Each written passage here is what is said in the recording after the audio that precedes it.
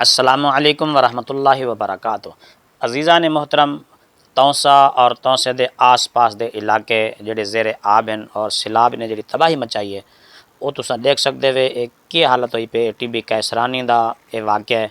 वो बस्ती बिल्कुल बुढ़ गई है, सारी बस्ती तबाह हो गई है, फसलां लुढ़ गई, लोगों के मकान लुढ़ गए, लोग परेशान हैं, बेघर हो गए, उन्होंने जमा पूंजी सारी ख़त्म हो गई है। ये हालात हैं। देखो ये पानी बलोचिस्तान के इलाके जोड़ा ये आए थे तौसे के इलाके के अंदर इन्हें जी तबाही मचाई है वो मंजर तुहाडे सामने है, तुम देखते पे हो। ये लोग बिल्कुल बेसरो सामानी दे हालत च, इन्हों के बच्चे पता नहीं कितों सन, जी शायद बच गई है वो पता नहीं कितों सी। घर के अंदर पानी इतनी तेज़ी के नाल वहदा पिया जिसका कोई अंदाज़ा नहीं किया वह सकता। और ये जी तबाही पानी ने मचाई है और बड़ा तेज़ी के नाल पानी जो वहदा पिया, लोगों के घर बिल्कुल ख़त्म हो गए। ये वेख सकते हो तुसा इत्थे ए मकान ए वेखो ये मकान ढांदा पे बिल्कुल इस तरह सारिया बस्तियां लुढ़ गई और इन्हों के मकान जानवर सब कुछ इवें वह गया जिमें तिनके लुढ़ते हैं। और असा को चाहिए कि असा इस मुश्किल घड़ी के अंदर इन लोगों की हेल्प करूँ, मदद करूँ जिस तरह भी हो सके, माली एतबार नाल और हल एतबार नाल।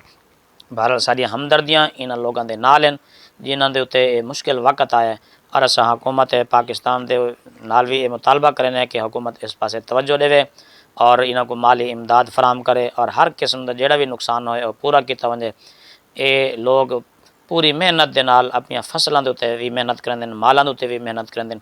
ये देखो ये बस्ती बिल्कुल ये सारी बुढ़ गई है, पानी कित्थे तक गया खड़े, मस्जिद के अंदर भी पानी है देख लो। और ये लोग बिल्कुल बेसरो समानी की हालत चन, लिहाजा ये देखो कितना कितना पानी है और ये बिल्कुल ही ये लोग परेशानी की हालत चन। लिहाजा सा कुछ चाहिए कि अस इन लोगों की हमदर्दी करूँ और इन्होंने मदद करूँ। ये भाई आंदे पैन इन्होंने नाल आपां इन्हों को खुद पुछते हैं कि इन्होंने नाल क्या बीती है देगी। अस्सलाम वालेकुम। वालेकुम अस्सलाम। क्या नाम है इसी तरह? हमारे पास ये केरी जाए से नाड़ी संभालिए से क्या हालात इन सैलाब के हालात अंदर? बस औखे हैं, सारे मकान ढाए चुके हैं। बस आपके बस सारे बच्चे बस बच गए, बाकी सारे घर सारे सब तबाह है। बच्चे अंदर हैं, जब बच्चे ना बच्चे ऐसा बाहरों कट गए हूँ घर ढाए गए सारे जी, से। जी। अल्लाह माफ़।